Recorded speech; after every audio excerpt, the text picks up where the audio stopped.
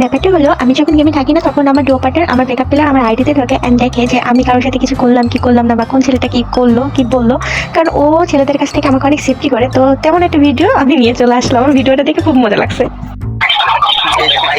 ভালো লাগে নাকি খালি এই মোটে করতে পারবো না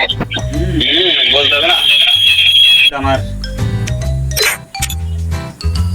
কাকাতে কইলাম না আমার আইনা দিয়ে কমতে দিতে হ্যাঁ ভাই কোন আমার জিএফ জিএফ ডায়লগ পৌঁছাও আচ্ছা ঠিক আছে তাই হ্যাঁ শোনা আই লাভ ইউ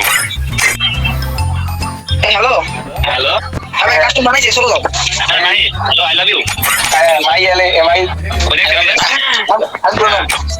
আচ্ছা তোমার যদি গার্লফ্রেন্ড হয় না তাহলে আমার ওইটা বউ আমার বউ আমার বউ ডাক দেন এই